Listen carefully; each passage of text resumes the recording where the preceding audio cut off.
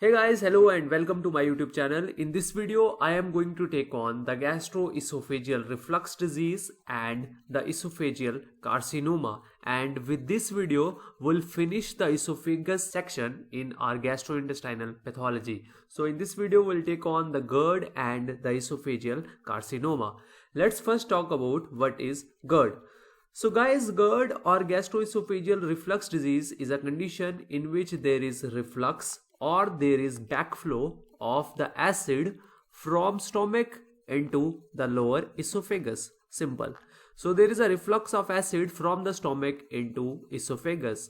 Now you have to understand, number one, what are the factors which may lead to this gastroesophageal reflux, and what are the clinical features that are associated with this gastroesophageal reflux, and what are the complication and the possible treatment which is there for the gastroesophageal reflux disease.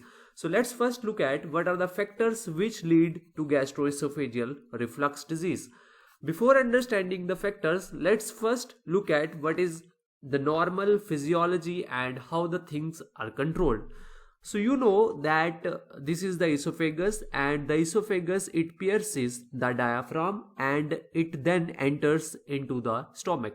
Now the point where the esophagus it enters into the stomach, we have a junction which is called as the lower esophageal or the gastroesophageal junction. So we have a junction which is called as the GE junction or the gastroesophageal junction, and at this gastroesophageal junction, we have a sphincter which is called as lower esophageal sphincter. Normally, the tone of lower esophageal sphincter is high, so that there is no reflux. There is no reflux under the normal condition. But in certain condition, what happens is that there is a transient relaxation. So in certain condition, there will occur a transient relaxation in the lower esophageal sphincter, or we can say that the tone of the lower esophageal sphincter will decrease. As a result, there will be reflux of acid from stomach into the esophagus. So there will be reflux of acid from the stomach into the esophagus, and it will cause or it will produce the gastroesophageal reflux disease. Now what are these factors? The first factor is obesity. The persons who are obese, there is an increased risk that they will have a decreased tone in the lower esophageal sphincter and there will be reflux. So number one risk factor is obesity. Number second risk factor is alcohol. So when those persons who are alcoholic or who intake alcohol regularly, they are at increased risk for GERD. Similarly, caffeine intake is another risk factor for gastroesophageal reflux disease. And finally, we have something which is called as hiatal hernia.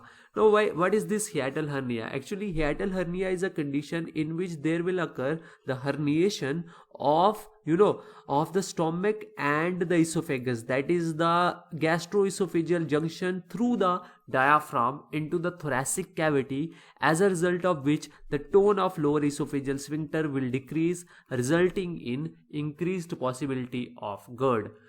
Now these are the main factors which are responsible for GERD. Now after this, we have to understand what are the clinical features. Now the clinical features, they are mainly because of reflux of acid, and it is just a common sense to find out what are the clinical features. First of all, there will be epigastric pain, and it feels like burning pain, also called as heartburn. So there will be epigastric pain due to the reflux of acid. Secondly, there will be something which is called as cough. Now why is there cough? Because the acid, it will kind of irritate the larynx and the pharynx.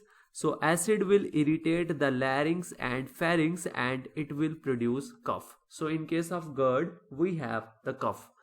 Third, we have the damage to the enamel of the tooth. Now why is there damage to the enamel? So let's say there is a constant exposure of acid to the enamel of the teeth over a long period of time. So eventually it will get damaged. So it is also a late finding that there is damage to the teeth in case of GERD. And finally, there is something which is called as acid induced asthma. Now, why is there acid induced asthma? Actually, it is said that the acid, it will kind of irritate the bronchial glands, and they will cause hypersecretion, and that is what it happens in case of asthma. So there is asthma, but it is not because of some exposure to allergen or foreign particle, but it is due to the exposure of acid. And secondly, it is occurring in case of adults, so that makes it something different from that regular asthma. So these are the clinical feature. Now let's talk about what are the complications of GERD.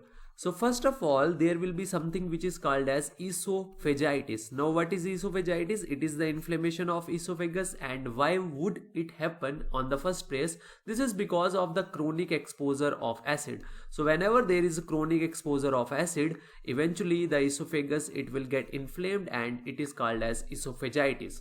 Secondly, there is a condition which is called as Barrett's esophagus, and you have to pay a huge amount of focus on understanding this condition, because it is simple, but I want you to keep this thing always in back of your mind. You should know Barrett's esophagus always. So what is Barrett's esophagus? I'll give an example, and then you will understand it more clearly. So let's say this is summer season, and you have your fans on continuously, and you are enjoying. But suddenly what happens over there is that we have the winter. Now you tell me that in case of winter, since the environment has changed, your outside environment has changed, whether you will keep this fan on, or you will turn it off. So eventually you will turn it off now. So you will turn this fan off. Now what is the next thing that you will do? Yeah, you will put on additional clothes. So here are you with some additional clothes like jackets, sweaters and stuff like that. So when the environment changed, you changed your your morphology, or your behavior. So that is what is happening in the lower esophagus exactly. For example, if we talk about the normal esophagus, the epithelium of normal esophagus is stratified squamous non-keratinized epithelium. But in case of GERD, there occurs the constant exposure of the acid, and in response to acid, we need some neutralizing kind of thing. So as a result of this, there is a change in the epithelium of the esophagus, and it becomes columnar epithelium, which is intestinal type of epithelium. And this columnar epithelium also has got goblet cells, and these goblet cells will produce increased amount of mucus, which will kind of protect the esophagus from the acid injury. So this phenomena in which the epithelium of esophagus is converting from one type to another type, the second type, which is columnar, in response to constant exposure to the acid, is called as metaplasia. Metaplasia is a condition in which there is a change in epithelium from one type to another subtype, which is better suited for withstanding the acidic condition. So this is called as metaplasia, and the esophagus is called as Barrett's esophagus.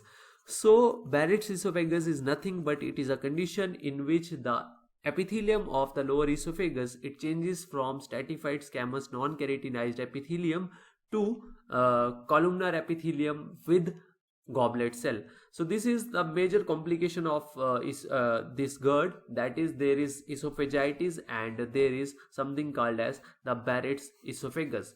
Now a little bit about the treatment, because you are not being asked about the treatment in step 1 or stuff like that.